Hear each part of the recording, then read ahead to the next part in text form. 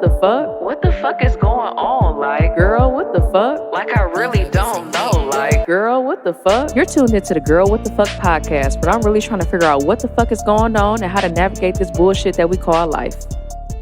What's up, y'all? My name is Asia, and welcome back to the Girl What the Fuck podcast, where we're trying to figure out what the fuck is really going on in this bullshit that we call life. My name is Asia, and we have a guest today. Hi, everybody. I'm DeLisa Washington.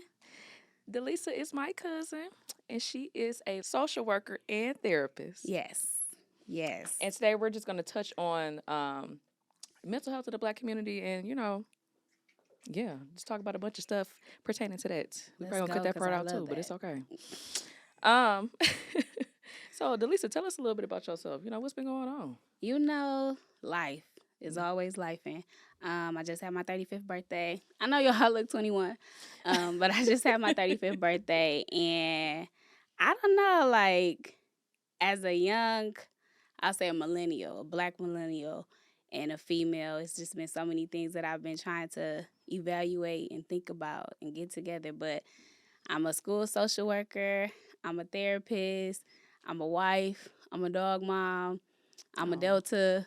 I just got a lot on my plate. Yeah. And I'm, trying to figure out how to turn my talents into income, just different things, trying to figure out how to navigate through life in my 30s. Because I was messing up in my 20s. Because I wish I had some guidance. So. Girl, and that's what I am trying to get now, honestly, because I just be feeling so confused and like lost sometimes. And then when you talk to your parents about certain stuff, they just be like, girl, it's okay. You still young. You ain't got to worry about that. But like, I get it. Don't I need to worry about that? Like, why wouldn't I have to worry about that? And I think because our parents come from a standpoint of they know that they're always going to be our savior, right? So although they try to help us navigate through our decisions and make sure that we know right from wrong, but at the same time, they try to guide us so much in our decision instead of just letting us make the mistake and be like, okay, so what did you learn from that? And how can we help make sure that we make better decisions in the future? They just get mad at us sometimes when we make those errors, but that's a part of life. They had to go through it too. Mm-hmm. Everyone does. Yeah, that's true. It can just be irritating sometimes, but it's cool. Oh, yes. No offense, auntie, uncle, mommy. Whoever watching it, don't take offense. Right. So, I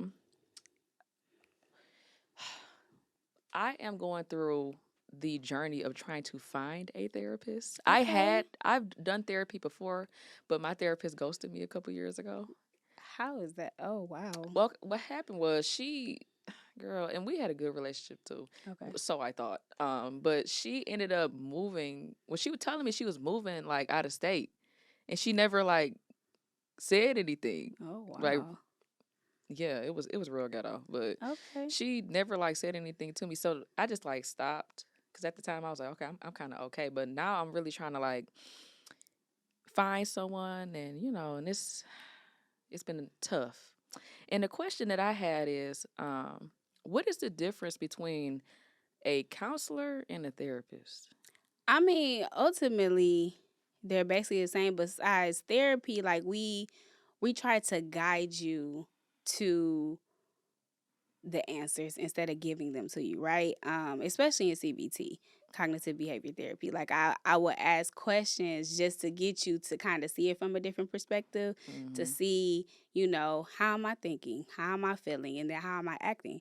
So I want to say ultimately it's very similar because there's conversation and different things of that nature. But therapists, we are able to diagnose. We're not able to prescribe any medication, but we are able to diagnose and come from a different type of standpoint where we're focused more so on the mental. And because I never really went into counseling, I don't know all of the differences. I could just pinpoint on, what it is to be a therapist and to have a therapist, because I'm a therapist with a therapist, because I believe everybody should be in therapy. You think everybody should be in therapy? I do. If you are battling with something, or even if you're not, because sometimes we don't realize that we have certain behaviors or certain actions certain thought processes, Mm-hmm. you know, when things are not going the best way we want it to go. We don't always think like, oh, maybe I need to talk to somebody about this. We just be like, Yeah, oh, well, it ain't another that serious. disappointment. Yeah. Yeah. Or, Mm-hmm. all right, I'll just figure something else out. But there could be a pattern behind that. Yeah, because I think really, because when I stopped doing therapy, after she ghosted me or whatever, I was like, everything is okay. It's fine. I ain't really need that Mm-hmm. anyway. And then shit just kept happening. And then shit just kept happening. Mm-hmm. And then more shit just kept happening. It's like, okay, now I probably need to talk to somebody about some of this And stuff then that's what were going you on. utilizing from what you got from therapy before to make sure that the shit stopped happening? Or Nothing. how were you applying those tools that you were once taught? Because that's a lot of things that I see too. In therapy, like some of our clients would say, oh, we're good. I mean, they accomplish goals, they get there for Mm-hmm. sure, but then they repeat behaviors because they stop utilizing those tools that we talked about. They stop deep breathing and stop processing their thoughts and stop, really focusing on how can I make sure that I'm making the best decision. Sometimes we just actively go and we think like, oh, because I was in therapy, everything's fine. I'm going to be okay for the rest of my life. But yeah, as long as you apply those tools, it's the same as like when people get a personal trainer. You know what I'm saying? Yeah. Like when you stop with stop a personal trainer and you stop, listen, going to the gym. Back every time. Trust me, baby, I know. Okay, Every I time. know. Every time. So I get that for sure. Yeah. So you primarily, what age group do you primarily see? Like, who are your clients usually? Young adults. So I would say the youngest that I recently had on my caseload was 19. Oldest, probably around 37, 38. Oh, okay. Yeah. Oh, young people. Mhm. That's what's up. That's my focus because I want to make sure that we get it together so we can cut those generational curses, break those barriers and those stereotypes, those stigmas. Speaking of stereotypes and all that jazz, I know, well, everybody knows, Black people, older Black people, I should say, really have a lot of shame and embarrassment behind going to therapy. Like, for example, when I was younger, and this ain't no shade to my mama or nothing because she didn't know back then. Like, I used to shake my knee a lot, shake my leg a lot, and she used to be like, "What, you got a nervous condition or something? Like, you need to go see somebody." Like, just as like a not a punishment, but like trying to scold me for shaking sometimes. And it's just like, girl, I actually do have anxiety. Like, what the I mean, we could have got that handled back then. You know what I mean? And she didn't want to pursue help for that because, they were taught that seeking help for your mental health is being associated with being crazy and, being insane, or you got to go to the mental hospital and, just all the stuff that they saw back in the day versus what it is now. Or it's a reflection of me. Like I must be a bad parent or, I must be a bad woman or I must be a bad man. A lot of people in our culture, when they think of therapy, and I will say it's the older generation because millennials and on down, like we breaking those barriers, and I'm so happy that mental health is on the spectrum that it's on now. But I will say, our parents and those that came before them, they have this stigma about mental health because they think it's a reflection of who they are not or who they should be and different things of that nature. Like even when I remember we shared a post on Facebook recently just about how there's so many things that happened to us in our childhood. And ultimately, our parents thought, like, we were good parents. I was like, it's other experiences that we experienced in childhood besides just how we were parented. Like, we had to deal with things at school, trying to figure out relationships, even at a young age, or friendships, different things of that nature. It was so many things that we were trying to navigate, even as children. That's why I don't even want to go into that whole spiel, but children have feelings and emotions too, and all they need is a conversation. But we'll get to that some other time. But yes, at the end of the day, I just really feel like a lot of people who look at therapy, who are not embracing it as we are now, think it's because it's a reflection of them or it's a reflection of their parents and different things of that nature. So it is an embarrassment. It is basically just, I guess it signifies or says something to them that I'm not a good person. And that's not the case. Yeah. You're a good person. We just want to make you better. I never thought about it like that. I'm not a good person. I'm not a good parent. Mm-hmm. Yeah. Mm-hmm. It makes, I mean, in a way, it makes them feel that, but we all make mistakes. You know, Yeah. my mom was trying to figure it out just as much as I was trying to figure it out. Your Yeah. mom was trying to figure it out. You were trying to feel like Listen, everybody's and I trying to had figure to, it and out. I just not even learned, but like I just thought about this. Like we had to really give our parents some grace. Like Ooh, baby. when I first got into my 20s, a lot of the shit that my parents had did and said, I used to be like, girl, what was the point of all of that? You know what I mean? But like at the same time, it was their first time being a parent too. They was figuring it out just like we figuring it out. Or, you know, they didn't know about some of the mistakes that they may have made. You know, they realized it, but you know. Right. And sometimes they think they're just making the best decision that they possibly can. Mm-hmm. And you know, even when I became an adult and really look back over things, because a lot of people know like the background history of my mom, how I was an angry child at times, and I also know that it was some things that we were battling with and dealing with, you know, pertaining to the dynamics of our family and trying to figure out, you know, where do we go from here and how do we figure that part out with my dad no longer being present in the home and different things of that nature. And it was just, I had to like literally sit back and say, wow, she made a lot of sacrifices that I wasn't even acknowledging growing up. And at the same time, there were things that she was trying to teach me that I was like pushing to the side because I wanted so desperately for the picture to look different. But that was the reality that we had. And she was making the best out of the reality that we had. And she was a great mom. You know, the sacrifices and different things that I literally sit here and witness. Now I'm just like, wow, I had a great mom.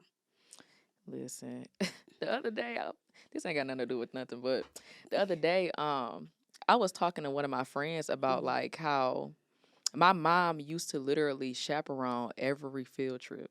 And I used to be so embarrassed because, like, why the fuck are you coming to every field trip? Girl, Auntie Pebbles was the bomb. She was. Okay. Just thinking about you sat here and took off work, the opportunity to get some damn money to come hang out with me and some kids to make sure I was okay. And she wanted to make sure you didn't need anything. Right. She probably made sure that you had all the snacks, girl, all the souvenirs. I remember this, our 8th grade field trip, we had all went to Kalahari and Cedar Point. You remember that? We all went to Kalahari and Cedar Point, and I was just like, girl, why do you want to come? You know, it's a spend a night trip. Why you want to come? Like, damn, my 8th grade boyfriend gonna be there. Like, why you want to come? But I, you know, looking back, I realized that was important for her to come to, like, you know, make sure she was present and making sure that I was safe because there's a lot of shit going on in the world, especially around kids. Shoot, when I had kids, it's gonna be nerve-wracking. So I'm not even ready for the world. Shit, it's just, that's a whole nother thing. Yes. But yeah. I mean, and my dad came to my 8th grade trip too. Field trip when we went to Cedar Point and rode every roller coaster. And he don't never let me lay that down. So I used to be on that roller coaster like, I want my daddy. He like, I'm here now. Right. Screaming with me. Okay. So, since you do see mostly, you know, younger people, what are some of the, and I'm not sure if you probably can answer this. What are some of the main issues that you see within our age group? Emotional regulation. Emotion regulation means knowing how to regulate our emotions and being able to also communicate them. And what I mean by that is the number one thing that my mentor in therapy taught me is that anger is a secondary emotion. What do you mean by that, DeLisa? Go ahead, ask me. What do you mean by that, DeLisa? What is anger is a secondary emotion? So anger is a secondary emotion because there are so many other things that we are feeling sometimes before we even get to anger, right? So sometimes we could feel embarrassment or disappointment or frustration, irritation, sadness, being lonely, insecurities. But those things we don't like to communicate about because we don't know how, right? I don't know how to say I was embarrassed. because I'm embarrassed. Mm-hmm. And even saying I was embarrassed is embarrassing. Yeah, very much so. So I don't necessarily know how to communicate that, but I do know how to communicate my anger. I know how to cuss you out. I know Yeah. how to fight. Yeah. I know how to do all that. I know how to throw tantrums. Mm-hmm. That's normal. Mm-hmm. That's easy. Or I know how to be happy. You know what I'm saying? Like I can communicate happiness and I can communicate anger, but all those other emotions in between, we don't necessarily know how to communicate. So because of that, like you're not angry because you're angry.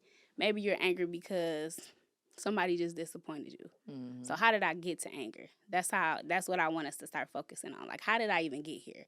What happened in between? Because that's what we need to target. Not that I'm mad and you need to make me happy now. Yeah, I think I got the opposite. I, as an Aquarius, I do not show emotion. Like when I get mad, I just be like this, or I just don't. I don't communicate it well. Like if I'm Okay. mad or sad or whatever, I just do not. I just don't say nothing. I just be like, all right, and that's my problem. Like I have to Mm-hmm. really start communicating how I feel to people because it just makes me even more upset in the long run. You know what I mean? Like just letting it sit Absolutely. on me. And then it's going to keep happening. Yeah. Right? And then you You're just going blow to up. keep getting Yeah. mad and upset about the exact same thing because the other person don't even know that's what you're mad about because you haven't talked about it. You haven't discussed it. You haven't communicated it. Yeah. But do you know? Sometimes when you really sit there and say, okay, why am I really upset? Process that. Yeah. Half the time, shoot. I be knowing would be wrong, but I just push it to the side and Then then also you got to think about what role you played in it too. And sometimes yeah. that's hard. That's Yeah. hard for us to figure out is okay, what could I have done differently? Accountability is very important. Oh, very important. Very important. I never thought about that. I really thought you was about to say like depression or anxiety or something like that. I mean, But these are that's actually a good point that we really do not know how to communicate nothing, especially with all. And I hate to sound like a boomer, but all the social media and shit, you know, oh my we do goodness. not know how to communicate properly to each other, just because it's so easy at a click. Oh, we cool, double tap. You know what I mean? Or if we not cool, then I'm not liking your stuff. Or I don't know if you not fucking with me because you ain't interacting with my posts. Right. You know what I mean? Right. Or I don't know. It's just we don't communicate well just off the strength of that too. And I mean, we also live in a generation where everyone has transformed communication, verbal communication, into texting. Yeah. And we know how much wires can get crossed with that. Yeah. And emotions can be read differently than what we intended them to be read as. So yeah, absolutely. I 100% agree. I mean, I do see, I would say the primary diagnosis that I see within my clients are typically like anxiety, depression, adjustment, because they're trying to figure out how to navigate the world. Different things of that nature, just going from one space to the next, and how can I do that, especially when I'm out here alone and don't really have the friends that I thought I had and the family that I desired to have. There's a lot of things that I do see with that. But I think at the end of the day, it all starts with like, what am I feeling? Why am I feeling this? And how can I make sure that I feel better? And it doesn't keep on occurring. And you got to process those emotions and then be able to effectively communicate it to those in your life that could be triggering that for you, or also those in your life that could help you get better. Wow. So insightful. I do what I can, you know what I'm saying? You real smart. That's crazy. That's crazy. We got the same blood. No. That ain't crazy at all. No, I'm just playing. Okay, so another question that I had is, how important do you think it is to have a therapist that's the same race or gender as you? Ooh. Because personally, like when I first started looking for therapists, it was always, oh, I want a black woman. Or just a black person, period. Because I felt like, or I think other people may agree with me on this, a person of another race doesn't understand, what I'm going through, or a person of another gender does not understand the things that I go through as a woman. So what do you think? Because I've heard mixed things. Some people have like a white man therapist and they're flourishing, and some Mhm. people just can't, get jiggy with it. So, Right. So initially, when I started going to therapy, and this was far beyond when I thought that I wanted to be a therapist myself, I desired a black male. And it was mainly because I was trying to figure out in what ways was I doing things wrong as a woman. And I don't know why I thought that a black male was going to be able to assist me with that. I mean, honestly, he was able to to get me to a better place or a better understanding of self. But how I thought I was going to be navigated to that wasn't necessarily the case. But at the same time, he could come from a different standpoint than where I was thinking, right? So now, because I was able to implement a black male figure in my life, I'm able to look at situations from a different lens. I always do that. Like, I process anytime, like, say for instance, I'm married, been married for 6 years, but anytime my husband makes a decision I don't necessarily agree with, I would say, what forced him to make the decision? Why did he think this was the right decision to make? Or why would he do that? Like,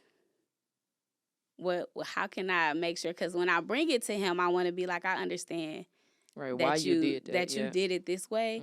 However, at the end of the day, we could have done this differently. Yeah. And this is how we could have, or, do you see it from my standpoint as well? Just different things of that nature. Like, I always try to just figure out why somebody made a decision or why they came to that conclusion.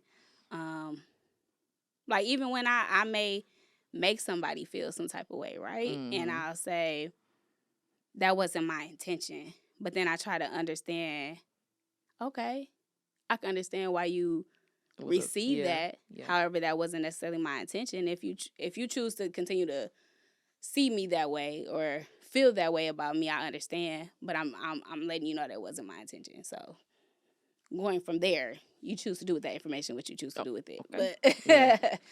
but yes, I think I answered your question. What was your question again? I asked how important was it to have someone that looks like you as a therapist? But yeah. So at the end of the day, I do. We all are qualified, right? We all went to school.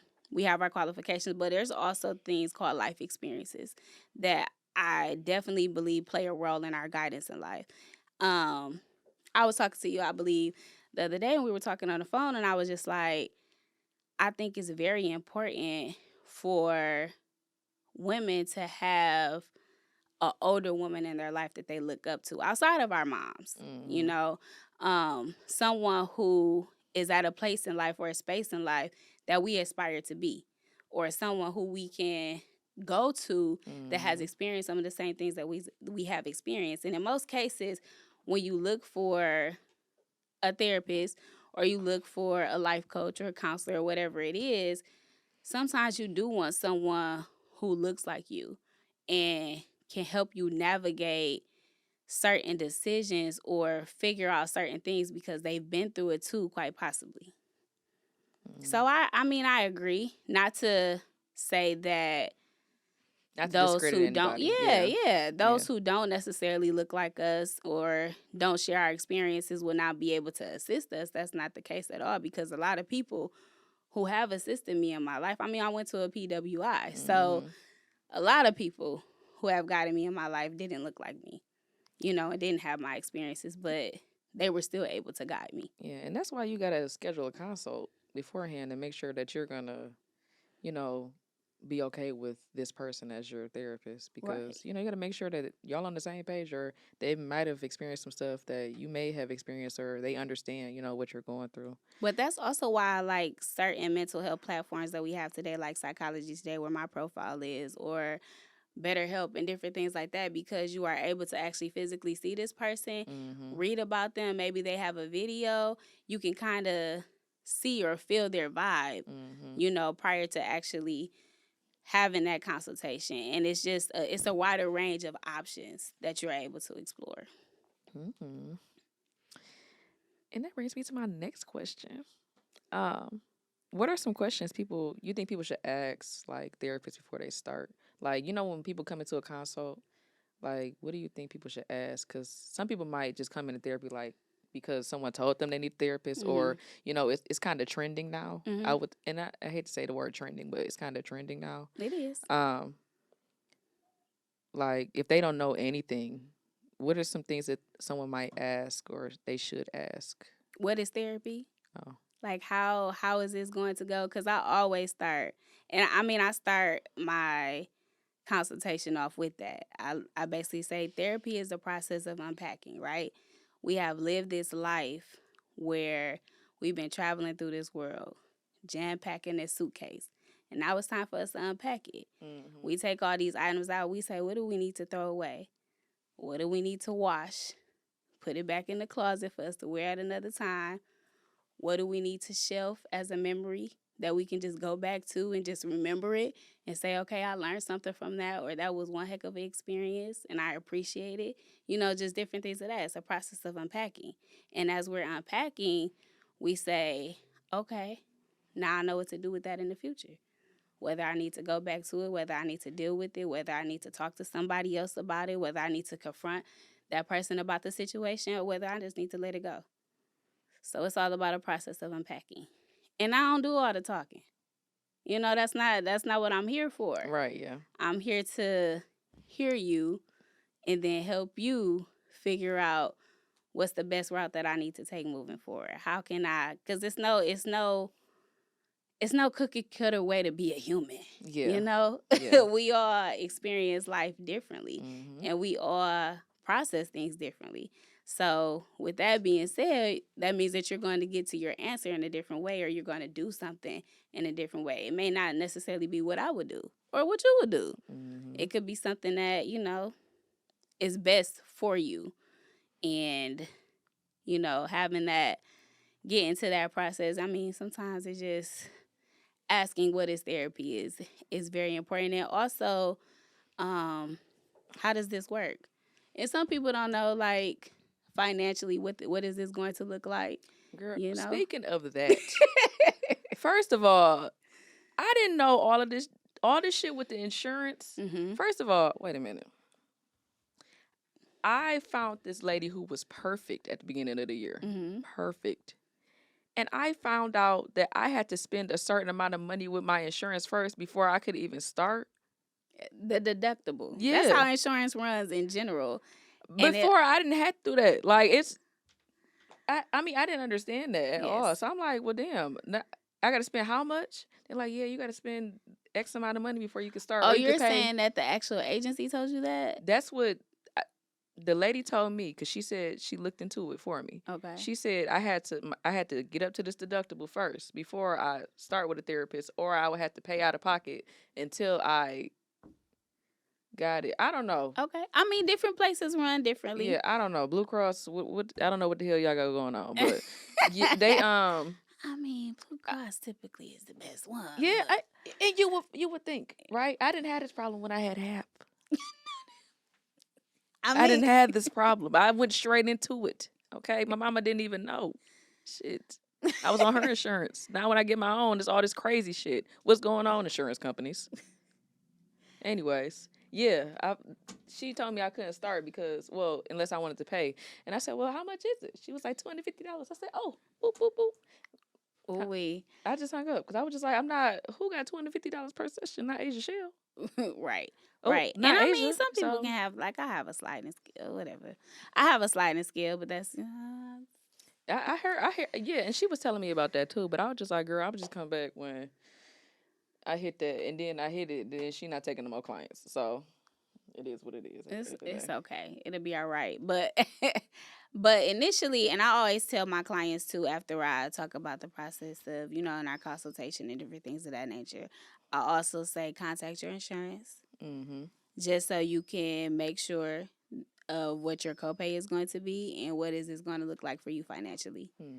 Because I could look it up, but I want to make sure that before, you get into therapy as well. But it's all about the deductibles. It's similar as to going to like a hospital visit.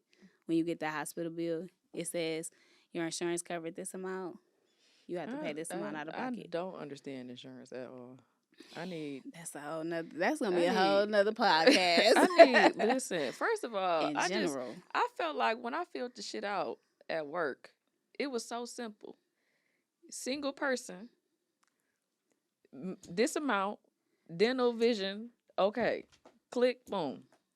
Then you get to all the other shit. You go to the doctor. Oh, this is gonna cost this, or what the fuck? Why wasn't that? Why don't y'all put that on the damn paperwork that I fill out? It's just literally it's 5 questions. I think 5 or 6 questions you fill out at the end of the year every year in November.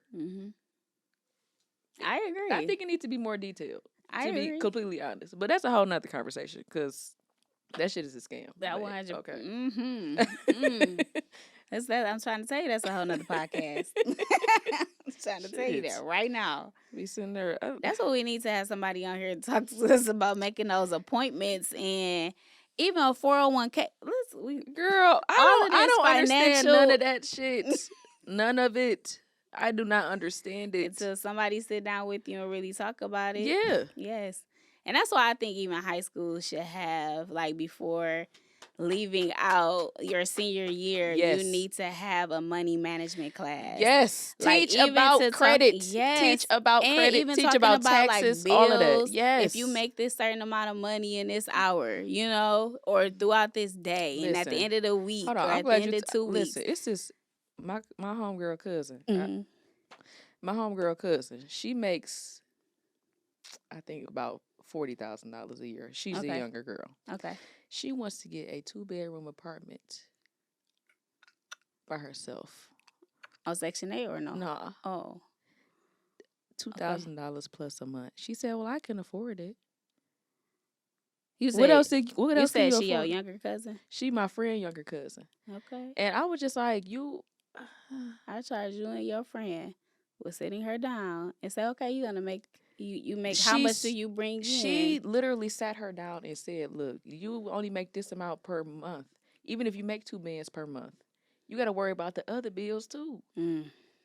Car note, insurance. And then you think you're gonna have money for groceries? No. Then you ain't got no money for fun either. Right. Girl.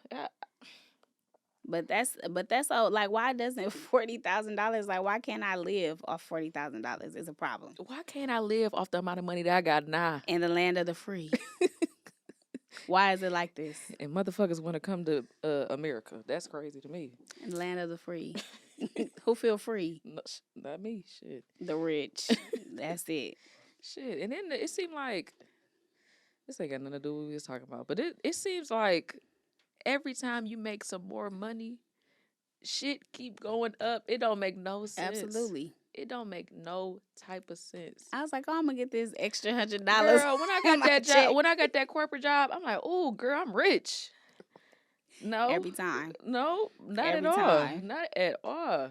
It's real ghetto. Anyways. Funds are low and debts are high always. It's annoying. And that's why everybody's stressed now. Because we can't fucking afford to live. We can't afford to eat.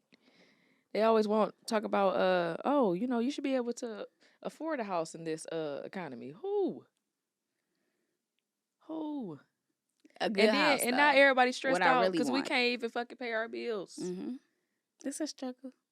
And now we at risk for heart disease and all the other shit because we so stressed and we got anxiety. And girl, that's why everybody need a hobby. I agree with that.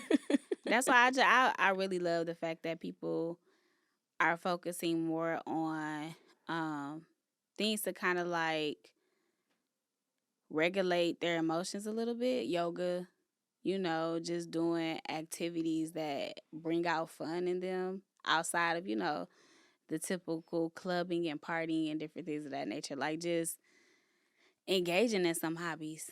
Like really, like I'm just seeing so much creativity happening like in social media in general. Like I'm like, wow, like I'm proud of us. I'm really proud of us. But I just think it's so important for us to make sure like we are doing those activities that bring us happiness. Like what are we doing to make sure that we have self-care? Because you're right. Like the burnout is real. Going to work every day and realizing, because I mean, I recently just faced a medical situation where I had to see the job won't keep going. Yeah. They don't care.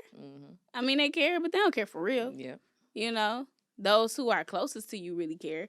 But when you're working at like a bigger company, like they don't know you like that. They're just making sure that they're doing what they need to do, and that position is going to be filled regardless. So why am I going home stressed out about a job that if Listen, and that's why I always say fuck that job, okay? Every time.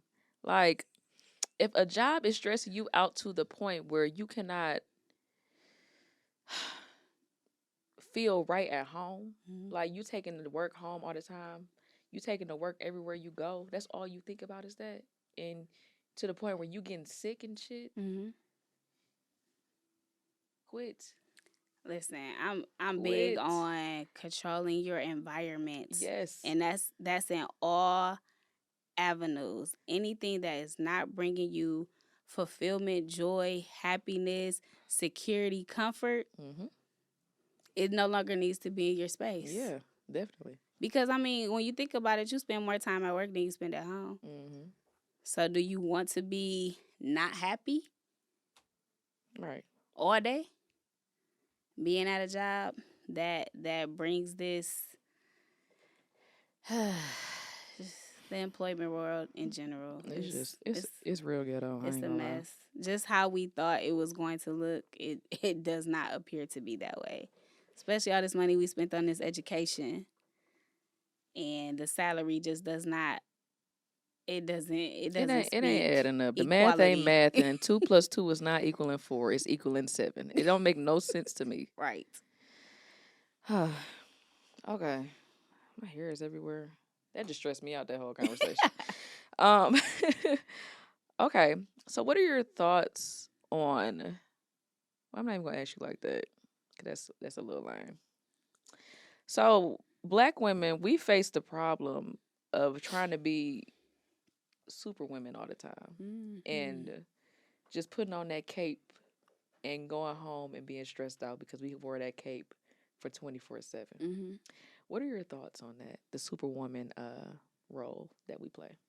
So we often think that we're being superwomen when really, like, we think of it as survival, you know, and different things of that nature, but that's not necessarily the case. Like, we are stressed out, overwhelmed.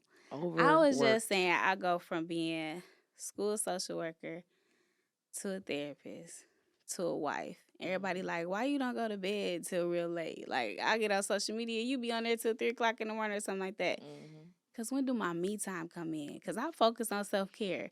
So when I'm able to apply the things that I want to apply to make sure that I am doing things that are fulfilling me.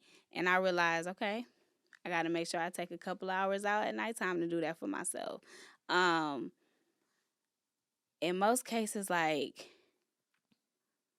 we're making it, right? We're figuring it out, but we get tired of figuring it out. Like, we get tired of being this role. Like, I want to be a soft woman. Like, I want to be in my soft girl era so bad. Like, I see it so much on Instagram. Like, oh, soft girl era.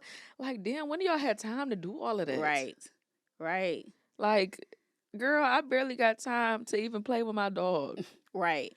But that's, and sometimes we have to evaluate ourselves too and say, when should I take this cape off and put it down? Because if you keep on showing up for those people in those same capacities, they're going to keep expecting it. Exactly. And when it's no longer appreciation and it becomes an expectation, that's when it becomes a problem for me. And I had to recognize that. And I said, I'm pouring too much into that. If I'm pouring more into everybody else than I'm pouring into myself, that's the issue. Because how are you over here being sick trying to make everybody else better? Girl. That's crazy. It's too fucking much. Okay, I feel like... And the problem is, like, you don't want to... Like we said, we were suppressing emotions. You don't want to tell nobody, like, okay, this is too fucking much for me. At the end of the day, like, you just... It's just too much. Like, me, for example, I work 8 hours. Then I'm trying to do this. Then I'm trying to do other content too. Then I got a boyfriend at home. Then I got a dog at home. Then I got friends too that count on me for stuff. Then I got a parent that's going through shit. Then I got another parent who can't work her damn Android to save her life.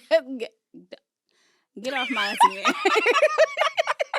Like, girl, I don't know how to work that shit. Call me. I got you. I do not know how to work no goddamn Call me, Android. I got you, shit. auntie. To be calling me every 5 minutes. Girl, how I put this in the Amazon cart? Add to fucking cart. Don't do this. Why don't you? I don't understand that. Don't do this. How to, Cut. No, I'm playing.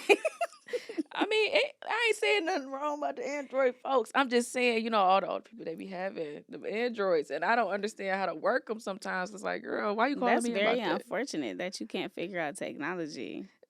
It ain't this. As a, what are you? Generation Z? I'm a zillennial. Okay. Zillennial? I don't think I'm full on Gen Z. Okay. I think I am a mix between the both. Because I feel well, like both generations know about technology. Don't come at her for her Android. You can figure it out. Girl. Anyways, yeah, it be a lot to do in one day. Yeah. And it's like you don't want to ask other people for help because so many times you've been disappointed, like trying to ask people for shit, and it's like they don't fucking deliver. It's like, okay, well, I'm not even about to keep asking you no more. I just do it myself. You know Building what I mean? that support system is so important, though. It's hard though. Like I agree, and that's why I was like, I evaluate. Like I said, you have to know who to pull into your circle. And then you also know who to have to release because some people are very seasonal. And we hold on to people because they've been there for so long. We like, they've been here for a certain amount of time. We can't let them go. But we already got what we needed to get from those individuals. And if they're draining you, are they really still beneficial? If you have to continuously be superwoman for them, if you can't call them to say, hey, can you, my car just stopped, can you come help me? Or something like that. I don't know. Anything that we may encounter, if you feel like you can't lean on those people, that's some evaluation that you have to do. But I mean, I agree it is hard. That's why a lot of your friends come from college. And those who have survived with you throughout, high school into college and then into the adult world. And then you meet a lot of people at work. It's a lot of, you just got to network. Figure that out. Girl, I don't like networking. I don't like talking to people. That's my problem now. I don't like talking to people. Even when I'm at work, like, and I get it's important to make connections with people. Like, and not even just on like no professional level, just to make connections, period. And I'm trying to really build another a community. Because, like, I really feel like I have the same group of people that I'm around all the time. And I love them to death. Do not get me wrong. Them is my people. But I really feel like I need to get more people in my life. You know what I mean? And just build off of that. And the hard part is putting yourself out there to do so. Like, at work, I don't really be talking like everybody be, oh, what you do this weekend, Asia? Nothing, chill, same old, same old. They be talking about their kids and shit. And I just be like, all right.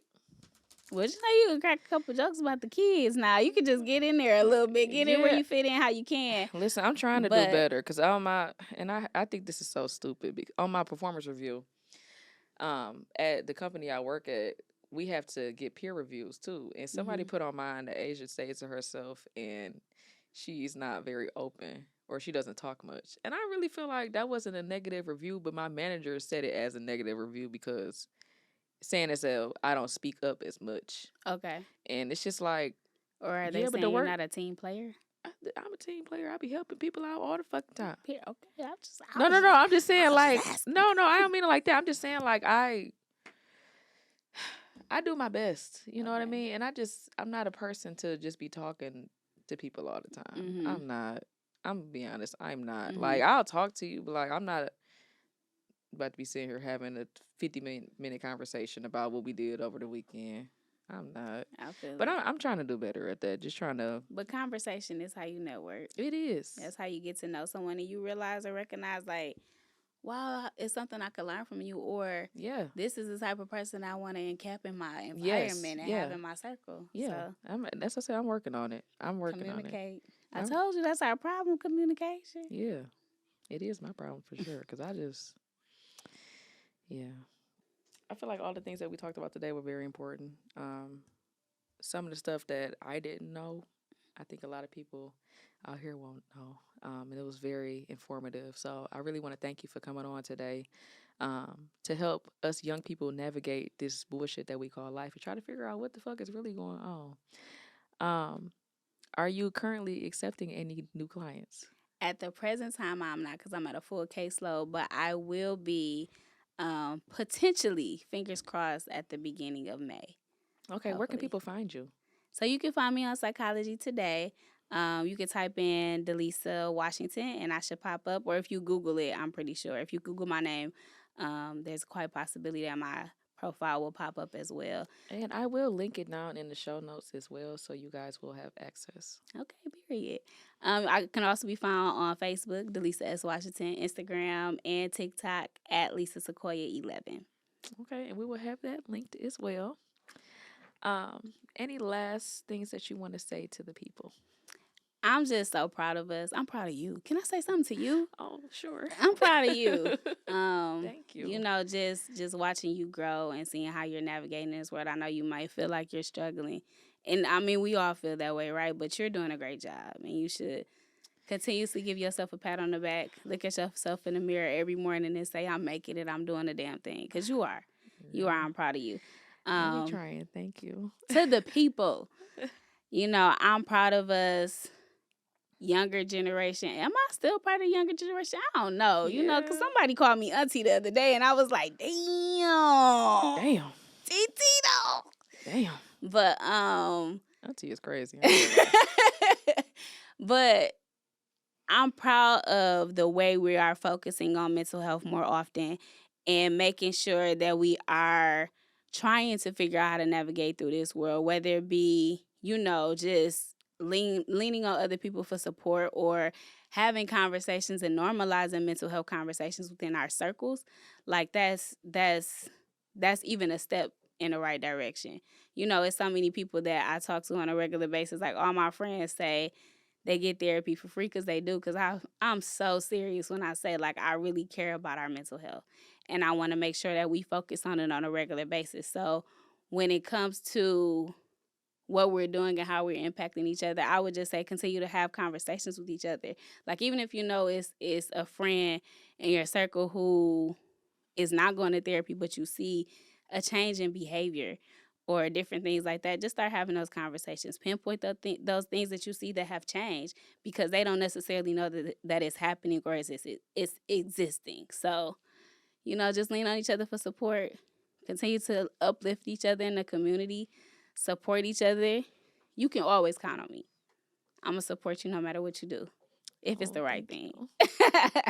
So you. I'm always really here. I got your back. You. Yeah. And I hope that in our culture, we can focus on that more. Yeah. Making sure that we're not being crabs in a barrel, but you got somewhere and I want to know how you got there. So pull me up with you, sis. Okay. That's all I need. Or bro. Right. You know, anybody. Like, we got to start pulling each other up. Get there instead together. of trying to tear each other down. There's no competition. Okay. It's room at the table for all of us to eat. Everybody. Every single individual. So if you're doing the same thing that I'm doing, that's what's up. That's what's up. Yep, and keep doing it. Exactly. I don't want you to stop. Like, let's keep going. But I'm going to support you still. And I'm going to tag you. I'm going to say, oh, they doing it too. Period. Because you might get overwhelmed. Too. Right. And you might need to send some clients my way, and I might need to send some clients your way. Right. So, network. We got this, though. I'm proud of us. Good message. And what's one thing that you manifesting for 2024? Oh, my gosh. Just empowering myself more. I realized that I lost a lot of motivation, and I started looking at myself differently. So all of 2024, like those negative things that I may think of myself or how I'm trying to, because I'll be fighting depression sometimes. Like, I'll be knucking and bucking with that bitch on a regular basis. So, you know, it's just, I realized I needed to start empowering me and looking at me differently. So 2024, that's what I'm doing. That's a good one. Empowering yourself. That's what you got to do, because I can't be out here doing it with everybody else. And I'm out here just like empty. So, yeah, I'm making sure that I'm empowering myself this year. Cool.